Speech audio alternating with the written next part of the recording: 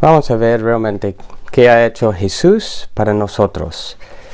Vamos a entregar este tiempo al Señor. Gracias, Señor, por esta mañana. Gracias por tu palabra. Gracias por Hebreos, una carta que nos enseña mucho de lo que tú has hecho y nos advierte también de prestar atención a lo que tú dices en tu palabra, al mensaje que tú has traído, tu vida, tu muerte y tu resurrección, la perfección de todo lo que tú has hecho a favor de nosotros. Te pido que esta mañana también podamos profundizar nuestro conocimiento de ti y lo que tú nos llamas también a confiar en ti, en todo lo que tú has hecho. Gracias, Señor, en tu nombre. Amén. La semana pasada comenzamos a enfocarnos un poco más en la humanidad de Jesucristo y cómo Él es el cumplimiento perfecto de la humanidad. Él es lo que Adán y Eva y cada uno de nosotros tenía que ser. En el principio, Yahweh creó a Adán y Eva a su imagen y les dio dominio sobre todo. Y tristemente por la rebelión de Adán hemos caído en el pecado y estamos bajo la justa condena de Dios. Pero después de que Jesús cumplió su obra terrenal, Dios Padre lo instaló como rey sobre todo. Y Él, en ese sentido, ha llegado a ser el cumplimiento perfecto de todo lo que nosotros teníamos que ser.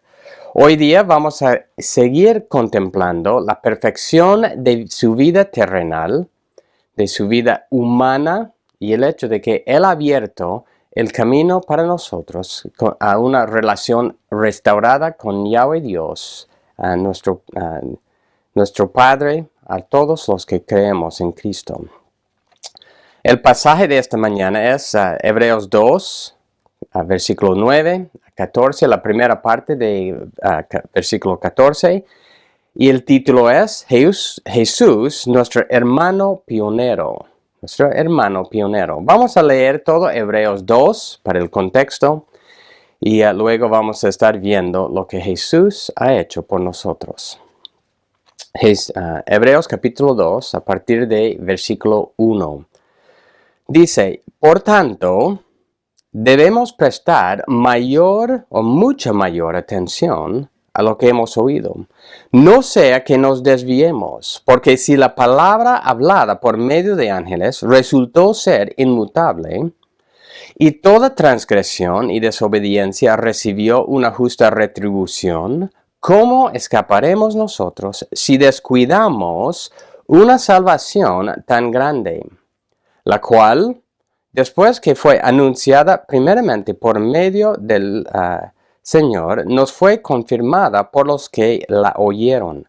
Dios testificó junto con ellos, tanto por señales como por prodigios y por diversos milagros y por dones repartidos del Espíritu Santo, según su propia voluntad. Porque no sujetó a los ángeles el mundo venidero, acerca del cual estamos hablando. Pero uno ha testificado en un lugar de las Escrituras, diciendo, ¿qué es el hombre para que tú te acuerdes de él? ¿O el Hijo del hombre para que te intereses en él? Lo has hecho un poco inferior a los ángeles, lo has coronado de gloria y honor, y lo has puesto sobre las obras de tus manos. Todo lo has sujetado bajo sus pies. Porque al sujetarlo todo a él, no dejó nada que no le sea sujeto. Pero ahora no vemos aún todas las cosas sujetas a él. Pero vemos a aquel que fue hecho un poco inferior a los ángeles, es decir, Jesús, coronado de gloria y honor a causa del padecimiento de la muerte, para que, por la gracia de Dios, probara la muerte por todos. Porque convenía que aquel para quien son todas las cosas y por quien son todas las cosas, llevando muchos hijos a la gloria, hiciera perfecto por medio de los padecimientos al autor de la salvación de ellos. Porque tanto el que santifica como los que son santificados son todos de un Padre, por lo cual Él no se avergüenza de llamarlos hermanos, cuando dice: anunciaré tu nombre a mis hermanos, en medio de la congregación te cantaré himnos. Otra vez, yo en Él confiaré, y otra vez, aquí estoy, yo y los hijos que Dios me ha dado. Así que, por cuanto los hijos participan de carne y sangre, también Jesús participó de lo mismo, para anular mediante la muerte el poder de aquel que tenía el poder de la muerte, es decir, el diablo, y librar a los que por el temor a la muerte estaban sujetos a esclavitud durante toda la vida.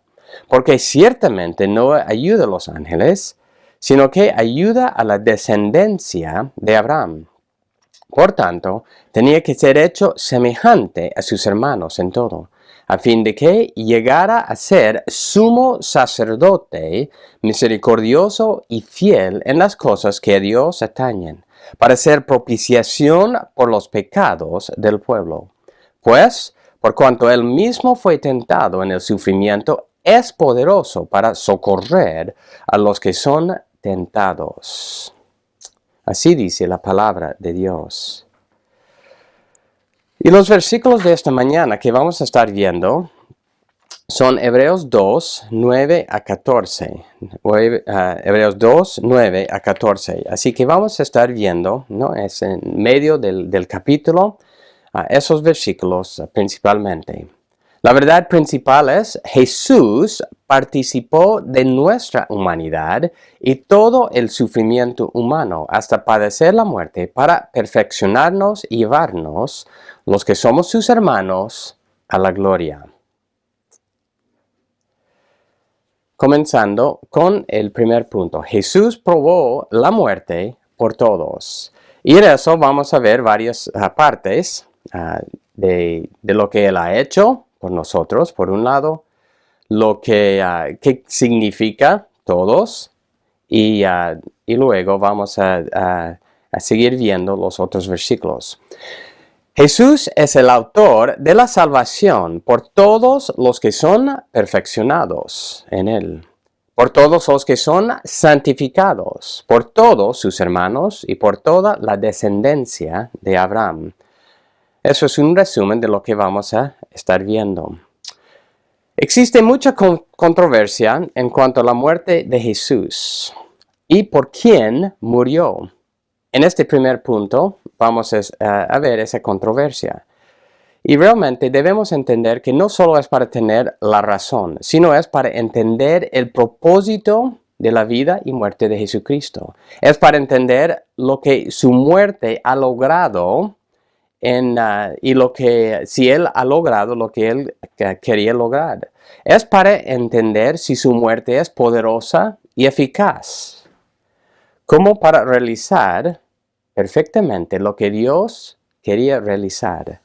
Así que en sí, por decir, debate, no es para discutir en sí sobre el número de personas por quien Jesús murió, sino para enfatizar el éxito de la obra terminada de Jesús. Hebreos 2, 9. Pero vemos a aquel que fue hecho un poco inferior a los ángeles, es decir, a Jesús, coronado de gloria y honor a causa del padecimiento de la muerte, para que por la gracia de Dios probara la muerte por todo. La semana pasada vimos la primera parte de este versículo, que fue hecho un poco inferior a los ángeles, como dice este versículo. Él tomó la naturaleza humana, nuestra naturaleza. Él fue hecho y llegó a ser un ser humano. Y luego, este versículo y luego también todo este contexto nos explican tanto su participación en nuestra humanidad y lo que ha sido el resultado de esa participación, que incluye su muerte en nuestro lugar. Hebreos 2:9 dice que Jesús, después de fue hecho, ¿no?, un poco inferior a los ángeles, fue coronado de gloria y honor a causa del padecimiento de la muerte, es decir, a causa de su obra exitosa, de lo que él había logrado en su muerte, de su victoria en la muerte. Y los versículos también a continuación explican eso, que vamos a estar viendo tanto hoy como en las próximas. En su muerte, él ha ganado una victoria, o la victoria, mejor dicho, decisiva sobre la muerte y sobre el diablo. Su muerte también logró el perdón de nuestros pecados y nuestra reconciliación con Dios. Es por tener ese éxito, el éxito perfecto en su obra terrenal y su muerte en particular, que él ha sido coronado de gloria y honor, que él ha llegado a tener esa posición de supremacía sobre toda su creación. En su muerte, él realmente sufrió. Había el sufrimiento físico, la vergüenza humana y aún más tenía que llevar la maldición de Dios que nosotros merecíamos. Solo voy a leer, algunas de las cosas que Jesucristo realizó en su muerte que expliquen esa parte. Cuando dice Hebreos 2:9, los padecimientos o el padecimiento de la muerte, ¿qué significa eso bíblicamente? En Gálatas 3, y vamos a estar viendo, pasando varios pasajes, Gálatas 3, versículo 13 y 14, Cristo nos redimió de la maldición de la ley, habiéndose hecho maldición por nosotros. Porque escrito está, maldito todo el que cuelga de un madero, a fin de que en Cristo Jesús la bendición de Abraham viniera a los gentiles, para que recibiéramos la promesa del Espíritu mediante la fe. Cristo tomó nuestra maldición y nos bendijo en Abraham. Colosenses capítulo 1, versículo 21. Colosenses 1, 21 y 22. Y aunque ustedes antes estaban alejados y eran de ánimo hostil, ocupados en malas obras, sin embargo, ahora Dios los ha reconciliado en Cristo en su cuerpo de carne, mediante su muerte, a fin de presentarlos santos, sin mancha, irreprensibles delante de Él. Entonces tenemos ahí la reconciliación para que nosotros pudiéramos ser presentados santos y sin mancha delante de Dios. Colosenses 2, versículo 13 y hasta 15. Colosenses 2, 13 en adelante. Y cuando ustedes estaban muertos en sus delitos y en la incircuncisión de su carne, Dios les dio vida juntamente con Cristo, habiéndonos perdonado todos los delitos y habiendo cancelado el documento de deuda que consistía en decretos contra nosotros y que nos era adverso, y lo ha quitado de en medio, clavándolo en la cruz, y habiendo despojado a los poderes y autoridades, hizo de ellos un espectáculo público, triunfando sobre ellos por medio de él, por medio de la cruz y la obra que Cristo había hecho en la cruz.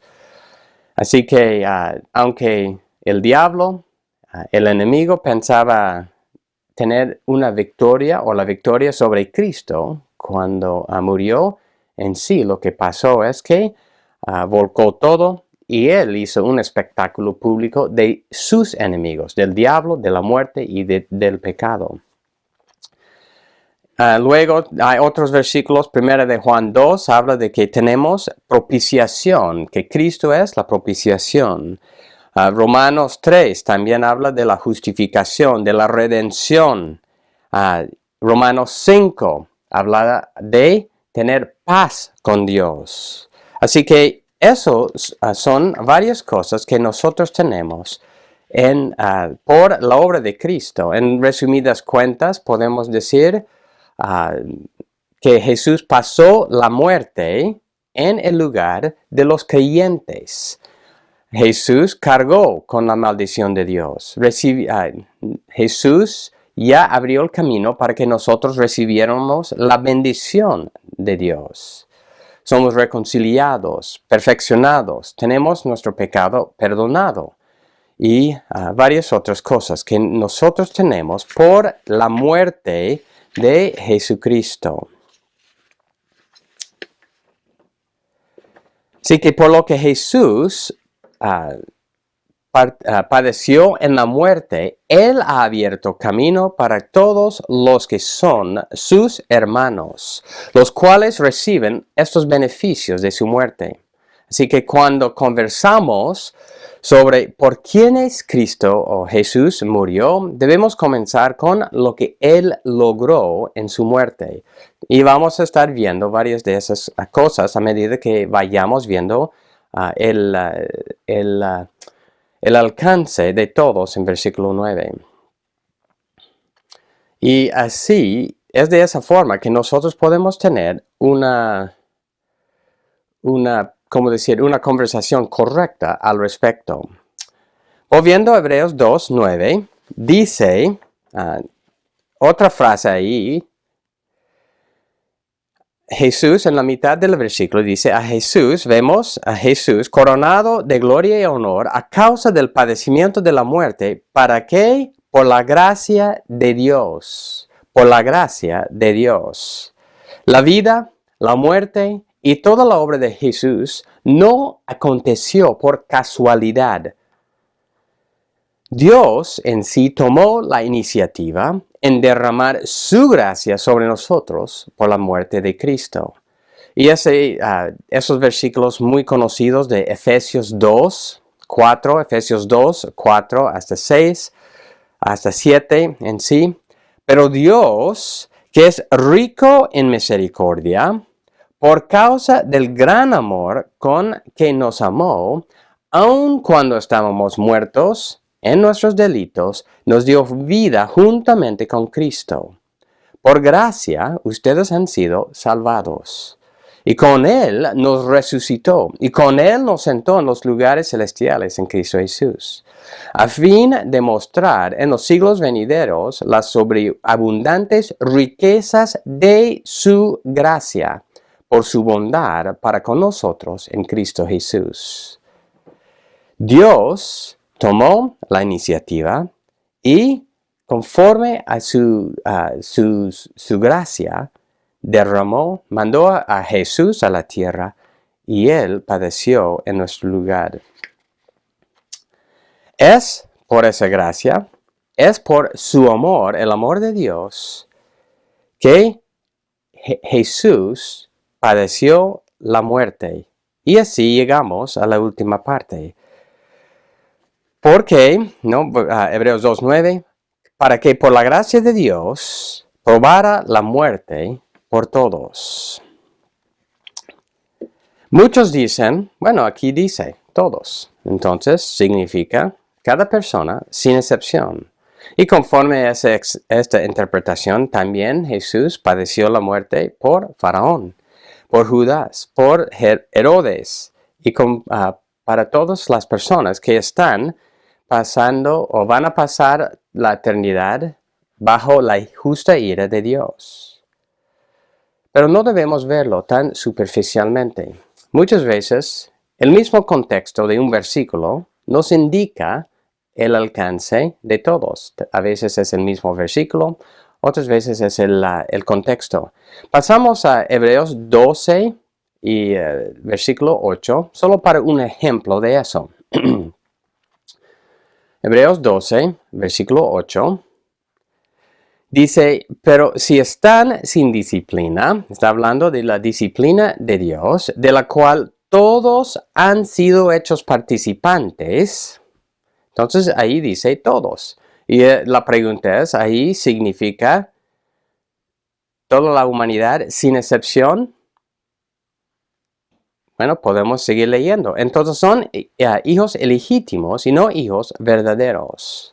Y si uno sigue leyendo el contexto, uno se da cuenta que ahí todos han sido hechos participantes. Se está hablando de los hijos verdaderos, los hijos reales de Dios. Hay un contraste en ese pasaje entre los hijos verdaderos y a los que no son, bueno, como dice ese versículo, son hijos ilegítimos, es decir, no son hijos reales de Dios.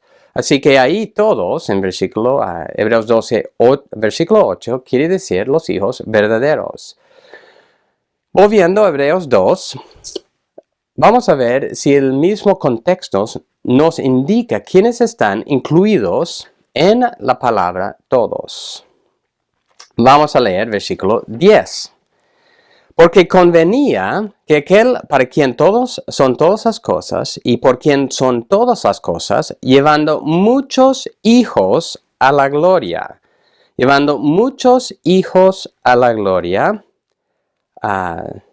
hiciera perfecto por medio de los padecimientos al autor de la salvación de ellos. Entonces aquí tenemos llevando muchos hijos a la gloria. ¿Quiénes son estos todos? Podemos decir, ahí dice, los hijos que son llevados a la gloria. Esos representan o constituyen el grupo de todos. El mismo versículo, hiciera perfecto los que son hechos perfectos. Ahí, ¿no? Al final del versículo, la salvación de ellos, los que reciben la salvación, son ese grupo. Versículo 11, porque tanto el que santifica como los que son santificados son de un Padre. Entonces tenemos ahí los que son santificados, todos los que son santificados. Y luego el mismo versículo dice, son todos de un Padre. Son todos de un Padre. Por lo cual, Él no se vergüenza de llamarlos hermanos. Son todos de uno. Entonces, el punto ahí es, esos todos, ¿quiénes son esos todos? Los que reciben la salvación, los que son santificados, los que son llevados a la gloria. Ellos todos, ahí usa la misma palabra todos nuevamente, indicando quiénes pertenecen a este grupo. Versículo 12. Versículo 11 también dice, los hermanos. Los hermanos son los que participan en este todos. Versículo 12. Cuando dice, anunciaré tu nombre a mis hermanos, en medio de la congregación te cantaré himnos. Otra vez tenemos hermanos. Tenemos congregación. Y esa palabra congregación en ese versículo, en el original, es iglesia. Y aquí está diciendo los que forman parte de la iglesia verdadera. Ellos son parte de esto todos. Y si pasamos un poco más adelante a versículo 16. Hebreos 2, 16. Porque ciertamente no ayuda a los ángeles, sino que ayuda a la descendencia de Abraham. Ayuda a la descendencia de Abraham.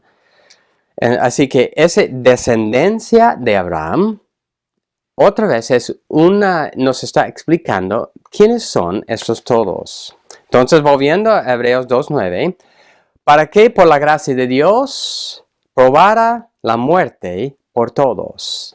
Esos son los todos. Y cuando vamos estudiando quién es descendencia de Abraham, si uno va leyendo Romanos 4, por ejemplo, dice que su descendencia, en Romanos capítulo 4, versículo 12, por ejemplo, También Abraham es padre de la circuncisión, para aquellos que no solamente son de la circuncisión, sino que también siguen en los pasos de la fe que tenía nuestro padre Abraham cuando era incircunciso. Así que luego versículo 16, por eso es por la fe, Romanos 4:16, para que esté de acuerdo con la gracia, a fin de que por la promesa sea firme para toda la posteridad, ¿no? La descendencia, por decir. No solo a los que son de la ley, sino también a los que son de la fe de Abraham, quien es Padre de todos nosotros. Así que debemos entender que si vamos estudiando, leyendo un contexto, podemos entender también esas palabras. Pero otra vez quiero volver la mirada a entender que no es ¿cómo decir? Esa controversia nos debe llevar a pensar en qué es realmente lo que Jesucristo ha logrado en su muerte. Y eso es el énfasis en Hebreos capítulo 2. ¿Qué es lo que Jesucristo ha hecho por nosotros? ¿No? Los que dice en versículo, el autor de la salvación de ellos. Los que son santificados, nosotros somos santificados. Nosotros participamos en la congregación, en la iglesia. Nosotros somos hijos de Dios e hermanos de Jesucristo. Y finalmente, solo quiero leer una cita del comentarista Kistemaker respecto a cuando dice, probara la muerte por todo. ¿Qué quiere decir la palabra probara la muerte? Y el otro es gustando la muerte, sería otra traducción. Y él dice, Jesús logró la redención de su pueblo, gustando la muerte, para que su pueblo pueda vivir y gobernar con él. El texto no dice que Cristo murió, sino que él gustó la muerte por todos. Y esa frase no es meramente una expresión idiomática hebrea que reemplaza el verbo morir. Las palabras gustar la muerte son una expresión gráfica de la dura y dolorosa realidad de morir, tal como lo experimenta el hombre y que Jesús también sufrió. Jesús experimentó la muerte en el más alto grado de amargura, no como un noble mártir que aspira a un estado de santidad, sino como el Salvador sin pecado que murió para librar a los pecadores de la maldición de la muerte espiritual. Así que Jesucristo realmente experimentó la muerte a nuestro favor. Él tomó el lugar de todos sus hermanos. Y esa es una verdad que vamos a seguir viendo mucho en esta carta. Continuamos con el segundo punto. Jesús hizo perfecto. Jesús hizo perfecto. Jesús amaba y servía a su Padre perfectamente, experimentando todas las tentaciones, sufrimientos, hasta los sufrimientos humanos, hasta el extremo de la muerte. No es hombre que nunca fue probado y así no pecó, sino hombre experimentado en el sufrimiento y toda clase de tentación sin pecar. Y así que a través de toda esa experiencia humana, él fue perfeccionado. Cuando hablamos de dar consejo, de hablar con otras personas, hay muchos que son expertos en dar consejo. Ellos saben cómo, por ejemplo, se debe amar al cónyuge, cómo se debe portarse en el trabajo, cómo no debe mentir, no discutir, y ellos pueden analizar una situación, dar consejo acertado para solucionarlo. Pero lo que les falta es la madurez y la experiencia. Es decir, cuando ellos están en esa situación difícil, no practican lo que enseñan o lo que aconsejan. Y eso es lo que vemos muchas veces, que nosotros sí podemos dar buen consejo, pero cuando nos corresponde la situación difícil, no practicamos lo que decimos. Eso no fue el ejemplo de Jesús. Jesús comenzó su ministerio cuando tenía unos 30 años. Y la pregunta es, ¿qué hacía Jesús antes de tener esa edad? Y podemos resumirlo en su sumisión a sus padres terrenales y en crecer en sabiduría con Dios. En Lucas capítulo 2, 50 a 51, dice, descendió con sus padres, hablando de Jesús, y vino a Nazaret, eso fue cuando tenía 12 años, y continuó sujeto a ellos. Y su madre atesoraba todas estas cosas en su corazón. Jesús crecía en sabiduría, en estatura y en gracia para con Dios y los hombres. En toda su vida, de niño, adolescente y joven, él nunca pecó.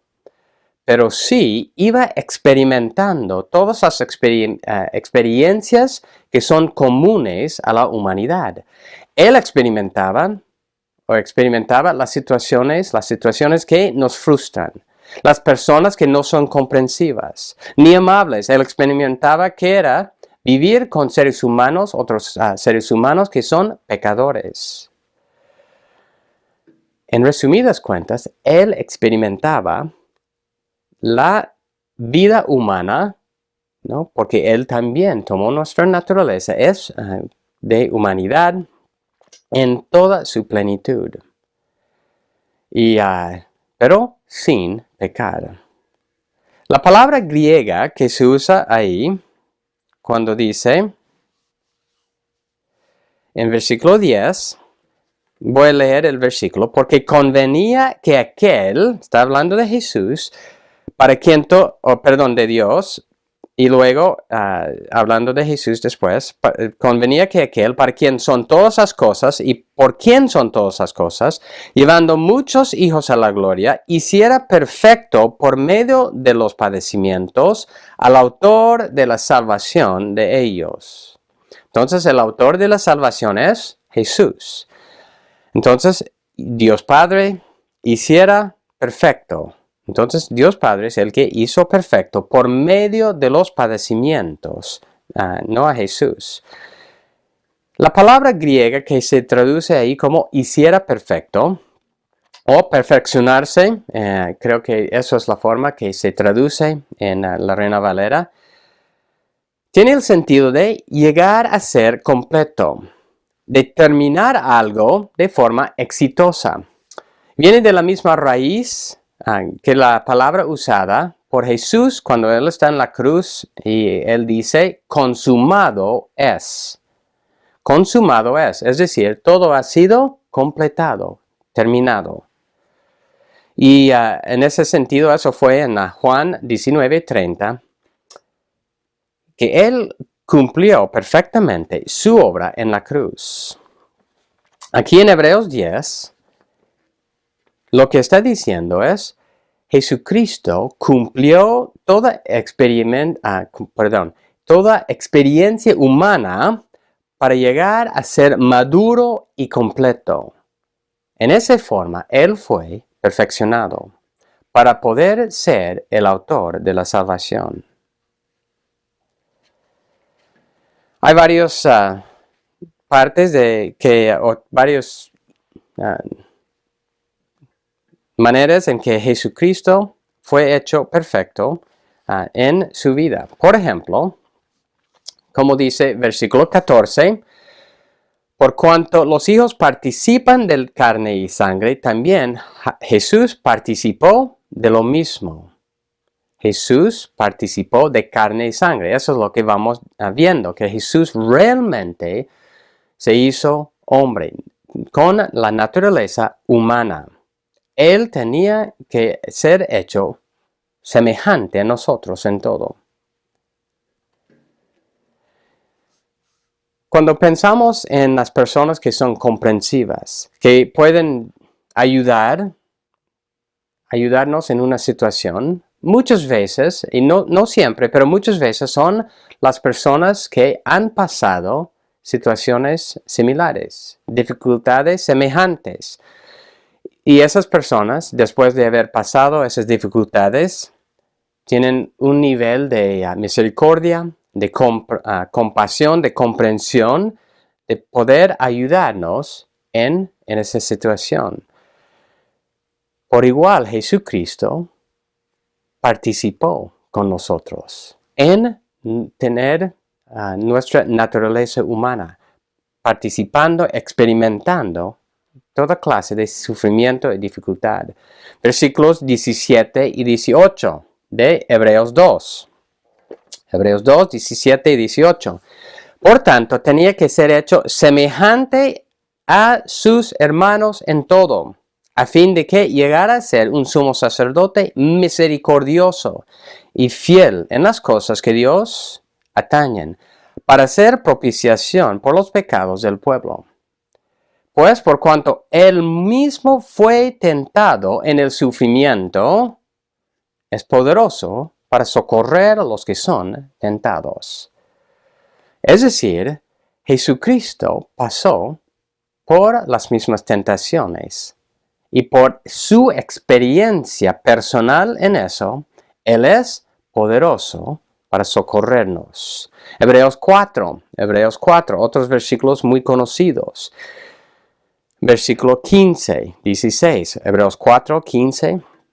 Porque no tenemos un sumo sacerdote que no pueda compadecerse de nuestras flaquezas, sino uno que ha sido tentado en todo como nosotros, pero sin pecado.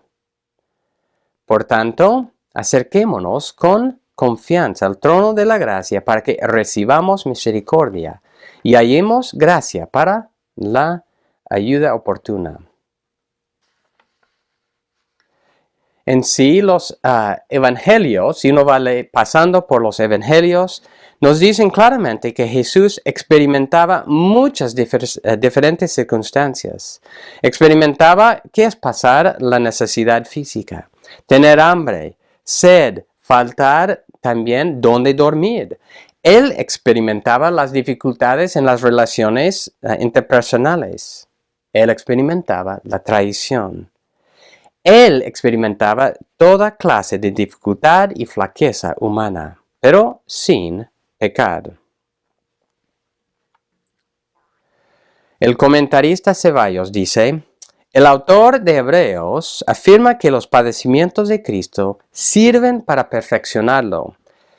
Perfeccionar no significa que Él estuviera en un estado de imperfección o de pecado y tuviera que llegar a la condición de perfección. Más bien, los padecimientos fueron parte esencial del proceso por el cual Jesucristo fue preparado para su obra de salvación. En Hebreos 5, 7 a 10, este autor dice, se explica que la obediencia de Jesús a la voluntad de Dios incluía el sufrimiento. Si Jesús no hubiera aceptado el sufrimiento, no habría podido cumplir perfectamente el plan de Dios. Entonces, los sufrimientos y la muerte de Jesús no son evidencia de la desaprobación de Dios, sino la manifestación más clara de su amor y su deseo de rescatarnos del pecado. Así que eso es la forma que fue perfeccionado por medio de del sufrimiento, de pasar toda clase de dificultad, de sufrimiento, de tentación, sin pecar. Él llegó a ser completo, maduro, perfecto en ese sentido. Pasando al último punto esta mañana. Jesús, nuestro hermano pionero. Jesús, nuestro hermano pionero. Jesús, habiendo sido perfeccionado por su sufrimiento, abrió camino y llegó a ser el fundador de nuestra salvación. Él lo hizo para que, habiendo sido reconciliados con Dios, pudiéramos nosotros ser sus hermanos. Comenzamos leyendo versículo 10. Versículo 10. Dice, porque convenía que aquel para quien son todas las cosas y por quien son todas las cosas, llevando muchos hijos a la gloria, hiciera perfecto por medio de los padecimientos al autor de la salvación de ellos. Y por unos minutos vamos a enfocarnos en la palabra autor. Autor. ¿Qué significa autor? ¿No? Casi al final del versículo. Y voy a leer varios diferentes comentarios al respecto. El comentario del contexto cultural dice, ese término significa pionero, líder, campeón. El término se usaba tanto para los héroes humanos como para los héroes divinos, los fundadores de escuelas o quienes abrían brecha para sus seguidores, y cuyas proezas a favor de la humanidad estaban recompensadas con la exaltación. Entonces, los que abrían camino, el pionero, el líder, para con los que lo seguían. El comentarista Ceballos dice, por tanto, manda a Jesús como autor o pionero, él dice, de la salvación. Jesús es un pionero en el sentido que pasó por el camino del sufrimiento y llegó a la gloria de Dios. Él ha abierto este camino para que los que le siguen también lleguen. Él llegó a la presencia de Dios y el creyente cumple el propósito para el cual fue creado en Jesús, que es glorificar a Dios. Finalmente, otro comentarista, el Kistemaker, dice, Jesús es presentado como el autor de la salvación de ellos. En realidad, Él va delante de ellos, puesto que Él es el pionero, el fundador de la salvación. En Hebreos 12, versículo 2, también usa esta misma palabra, como autor y perfeccionador de nuestra fe. Dios le hizo pasar por medio de horrendos sufrimientos para obtener la perfección. Así que fue la voluntad de Dios que el Hijo sufriese todas esas cosas.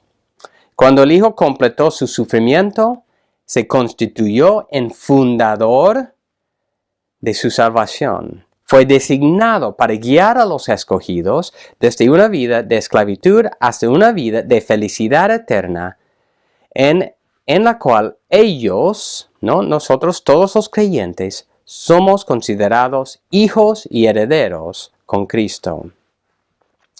Así que ese término autor encapsula estos diferentes sentidos. El que funda, el que guía o va adelante, el que es el líder, el guía también, y el que ha abierto el camino para nosotros. Él es nuestro campeón. Solo repasando, ¿cómo es que Él ha llegado a ser pionero de la salvación? Bueno, como dice este pasaje, Él participó en nuestra humanidad, padeció la muerte, participó en los sufrimientos humanos. Él, como pionero, está llevando muchos hijos a la gloria. Él santifica a sus hermanos y Él es nuestro hermano, tanto físico como espiritual. Y eso es lo que significa ser pionero. Vamos a ver varias de esas partes en versículo 11 dice, porque tanto el que santifica, entonces Él es el pionero en cuanto a abrir el camino para la santificación y Él es quien nos santifica. ¿Qué significa ser santificado por Cristo? En resumidas cuentas, eso quiere decir ser separado del mundo o apartado del mundo y separado para Dios. Apartado del mundo y separado y Consagrado también es una buena palabra, consagrado a Dios.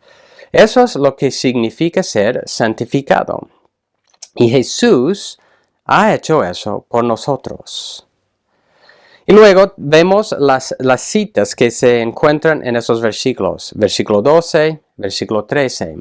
Versículo 12 dice, anunciaré tu nombre a mis hermanos. En medio de la congregación te cantaré himnos. Y esa es una cita de Salmo capítulo 22 y versículo 22. Y dice, ese salmo, tal vez mejor explicar, ese salmo es un salmo mesiánico. Ese salmo comienza con las palabras muy conocidas, Dios mío, ¿por qué me has abandonado? Y Jesús cita este salmo cuando está en la cruz. Este mismo salmo también termina con el triunfo de Yahweh y la vindicación de sus hechos, de lo que Él ha hecho en su siervo. Y dice al último versículo del salmo, vendrán y anunciarán, versículo 30, Salmo 22, 30 y 31, pueden escuchar o pueden pasar ahí. La posteridad le servirán, esto se dirá del Señor hasta la generación venidera. Vendrán y anunciarán su justicia a un pueblo por nacer, anunciarán que Él ha hecho esto, dando honra y gloria a Yahweh por lo que Él ha hecho en su siervo. Así que en versículo 22 de ahí es la cita. Hablaré de tu nombre, mis hermanos. En medio de la congregación te alabaré. Y como mencioné, la palabra congregación es la palabra iglesia. Así que, ¿quiénes son estos hermanos? Cuando dice, anunciaré tu nombre a mis hermanos, son los que participan en la iglesia verdadera de Dios. Los que han sido santificados y están en camino a la gloria. Jesucristo ha abierto camino a esa congregación grande, los cuales Él no se avergüenza de llamar hermanos. El versículo 13 es otra cita de Isaías, esta vez, de Isaías. Y solo voy a leer Hebreos 2:13. Otra vez, yo en Él confiaré. Y otra vez, aquí estoy y los hijos que Dios me ha dado. Y esa cita es de Isaías 8. Y en Isaías 8 lo que se encuentra es que Isaías está anunciando la palabra de Dios a un pueblo rebelde. La gran mayoría de los israelitas no aceptaban su mensaje, pero sí había un remanente que aceptaba su mensaje. La gran parte de los israelitas no confiaban en Yahweh, pero había una parte pequeña que sí confiaban en Yahweh. Así que lo que Isaías está diciendo, ¿no? Otra vez, yo en Él confiaré, aquí estoy, los hijos que Dios me ha dado, había ese remanente, los hijos que Dios le había dado a Isaías. Y Jesús está usando esa cita, hablando de los hijos, para manifestar que Jesús también se identifica con nosotros como Isaías se identificaba con el remanente que compone sus hermanos. Kistemaker dice de eso, es necesario notar las palabras del profeta Isaías llegan a ser palabras de Cristo, el profeta y sus hijos. Así como Cristo, ¿no? El profeta Isaías y sus hijos, el remanente, así como Cristo y sus hermanos, están ante Dios. Los hijos que Dios le diera a Isaías son el remanente de Israel fiel. Los hermanos de Jesús forman la iglesia. Así como Isaías estaba rodeado por sus conciudadanos que temían a Dios, del mismo modo, Cristo está en medio de su pueblo. Así como el remanente fiel en tiempo de Isaías era signo y símbolo de Dios en el mundo de incredulidad, así la iglesia de hoy funciona portadora de la luz en un mundo de oscuridad y pecado. Así que el autor de Hebreos está usando estas citas para manifestar cómo Jesús, nuestro Salvador humano, se identifica con nosotros, su iglesia. Pensamos realmente en qué tan increíble es todo eso. Jesús se rebajó, tomó nuestra naturaleza, algo que no tenía que hacer, no era obligatorio por decir, lo hizo voluntariamente. Tomó la naturaleza de criatura. Él tomó nuestra naturaleza y sufrió todas nuestras debilidades, sufrimientos que nosotros pasamos, las tentaciones y todo lo que nosotros hemos pasado. Él sufrió eso. Él compartió la experiencia humana, se identificó con nosotros en su nacimiento, crianza humana, su crecimiento en sabiduría, su bautismo por Juan el Bautista. Aún ahí en esa historia, Juan dijo, no, yo debo ser bautizado por ti. Pero una de las cosas, entre varias, una de las razones por las cuales Jesús fue bautizado fue para identificarse con nosotros. Jesucristo participaba con los recaudadores de impuestos y pecadores, es decir, los menospreciados. Él participaba con los enfermos y marginados. También, por otro lado, participaba con los líderes odiados. Él participaba en toda nuestra experiencia humana. Meditamos en qué tan increíble es que se identifica con nosotros de estas formas. Fácilmente podría haber vuelto arrogante, diciendo algo como, bueno, yo he experimentado todo lo que ustedes experimentan, pero nunca fallé. Esta es la actitud normal y arrogante que nosotros muchas veces tenemos. Cuando vemos a alguien sufriendo, pasando dificultad, y aún por su pecado, nosotros decimos, qué necio, ¿por qué ha hecho eso? Yo nunca haría tal cosa. Y nosotros nos volvemos muy arrogantes. Pero Él no lo hizo, más bien se puso al servicio de nosotros. Se puso a nuestro lado para ayudarnos y abrirnos el camino. Nosotros muchas veces no nos identificamos con los despreciados. Más bien, nosotros solo nos identificamos con los que son como nosotros. Pero Jesús tomó nuestra naturaleza y se identificó con nosotros, los pecadores. Él se hizo hombre y hizo todo eso para identificarse con nosotros y para llegar a ser el perfecto sacerdote para abrir el camino a Dios Padre. No solo es que se identifica con nosotros, pero Hebreos 2:11 dice otra cosa muy sorprendente. No se avergüenza de llamarlos hermanos. No se avergüenza de llamarlos hermanos. Es decir, no se avergüenza de llamarnos a nosotros, los que somos creyentes, hermanos. Él no tiene la misma vergüenza de nosotros que muchas veces nosotros tenemos de otras personas. Muchas veces, de otro hermano creyente, cuando cae en pecado o cuando está pasando por dificultad o cuando algo le está sucediendo, nos distanciamos de esa persona. Jesús nunca hizo eso.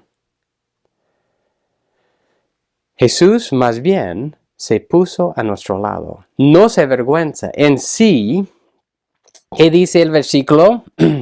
Nos presentan al Padre diciendo, aquí estoy y los hijos que Dios me ha dado. Aquí estoy yo y aquí están los hijos. Jesús, aunque no merecemos eso, Jesús nos presenta delante de su Padre con esa clase de orgullo correcto, de decir, aquí están mis hermanos. Así que Jesús, si recordamos su vida, se puso al servicio de ayudar a sus discípulos, de ayudar a otras personas, a los menospreciados. Se puso al lado de ellos. Y por eso Él fue, como dice este pasaje, perfeccionado. Logró esa madurez completa por toda su experiencia humana en todo lo que hizo. Otra vez, pensamos un poco ahí que dice, no se avergüenza de llamarnos hermanos. Aquí estoy y los hijos que Dios me ha dado. Así que Jesús abrió ese camino y nos presentan delante de Dios como sus hermanos. Y nosotros, habiendo ya sido presentado a Dios como los hermanos de Cristo, de Jesús, nosotros ya tenemos ese privilegio de entrar en la misma presencia de Dios. Pasamos a Hebreos capítulo 10. Versículo 19. Entonces, hermanos, puesto que tenemos confianza para entrar al lugar santísimo por la sangre de Jesús, por un camino nuevo y vivo que Él inauguró para nosotros por medio del velo, es decir, su cuerpo, puesto que tenemos un gran sacerdote sobre la casa de Dios, acerquémonos con corazón sincero, en plena certidumbre de la fe, teniendo nuestro corazón purificado de mala conciencia y nuestro cuerpo lavado con agua pura. Así que nosotros podemos entrar porque nuestro pionero, nuestro líder, el que ha abierto el camino, el autor de nuestra salvación, ha abierto ese camino por su muerte. Y nosotros tenemos ya plena confianza, o podemos tener plena confianza para entrar en la presencia de Dios. Quiero terminar con algo fundamental que leemos en versículo 10. Versículo 10. Hebreos 2, versículo 10. Dice en la primera parte ahí, es una frase que no hemos visto hasta ahora, porque convenía que aquel, para quien son todas las cosas, y por quien son todas las cosas, llevando muchos hijos a la gloria. La pregunta es, ¿por qué realizó toda esta obra Jesús? Lo realizó por aquel, es decir, el Padre, Yahweh Dios, para quien son todas las cosas y por quien son todas las cosas. Todo existe para Yahweh Dios. Nos está llevando a la gloria para que Él reciba lo que Él merezca. Recordemos que nosotros existimos para amarle, para servirle a Yahweh Dios. Así que todo este plan de salvación, la venida de Jesucristo, el ser perfeccionado como ser humano, el morir, resucitarse y llegar a estar sentado a la diestra de Dios, Jesús, todo es para que nosotros cumplamos el plan por el cual Él nos creó, es decir, su gloria. Nosotros existimos para Él. Y todo eso es conforme a lo que dice en Romanos 11, versículo 33 hasta 36. Romanos 11, 33 a 36. Oh profundidad de las riquezas y de la sabiduría del conocimiento de Dios. Cuán insondables son sus juicios, inescrutables sus caminos. Pues ¿quién ha conocido la mente del Señor, o quién llegó a ser su consejero? ¿Quién le ha dado a él primero para que se le tenga que recompensar?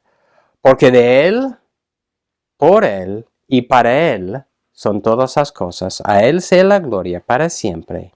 Amén.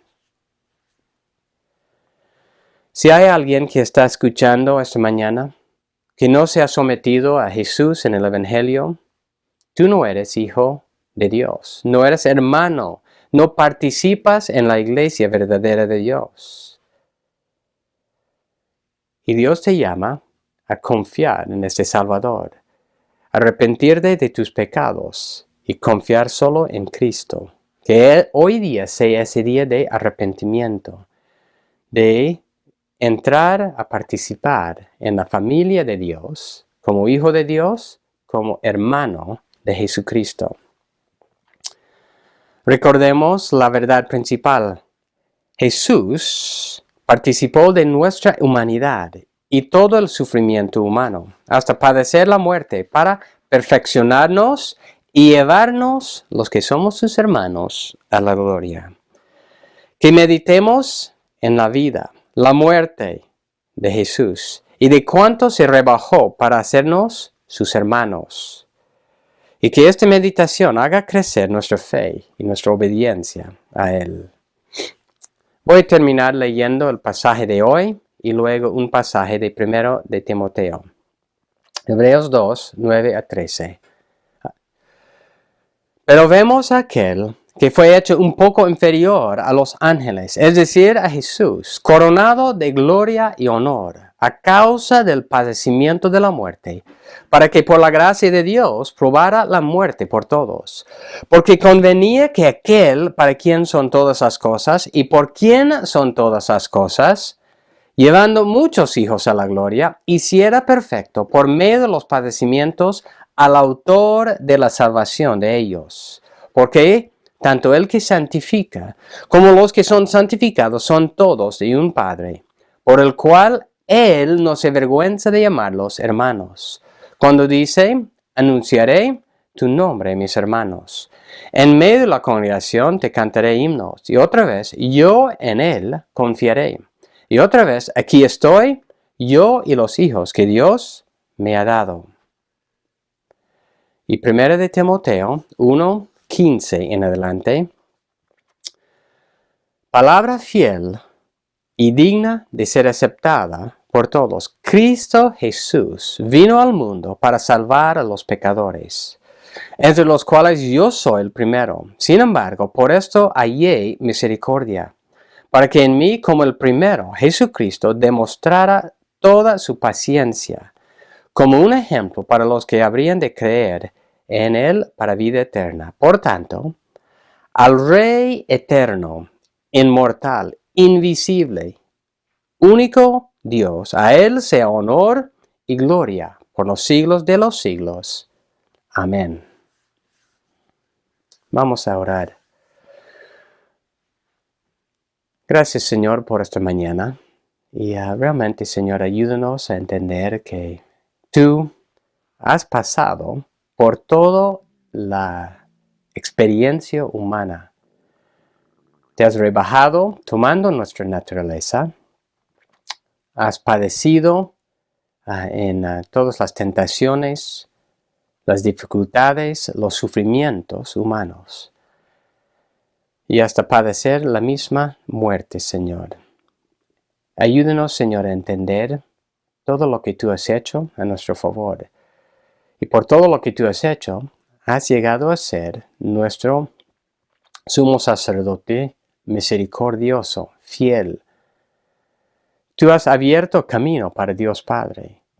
Y por medio de ti, nosotros estamos reconciliados con Dios, tenemos el perdón y podemos entrar a la presencia de Dios. Gracias, Señor, por todo eso. Ayúdanos, Señor, a meditar en la verdad que tú no te avergüenzas de llamarnos hermanos. Como nosotros muchas veces nos avergonzamos de otras personas, aun de otros hermanos creyentes. Pero tú nos has presentado y nos presentas delante del Padre con gozo, con alegría. Gracias, Señor, por eso. Gracias por todo lo que tú has hecho por nosotros. Ayúdanos a meditar en eso. Y en medio de muchas dificultades que vamos a pasar nosotros esta semana, ayúdanos a recordar que podemos acudir a ti para la ayuda que necesitamos en esos momentos. Gracias, Señor, por todo eso, que tú eres nuestro Salvador, tú eres el autor que ha abierto este camino para el Padre. En tu nombre santo. Amén.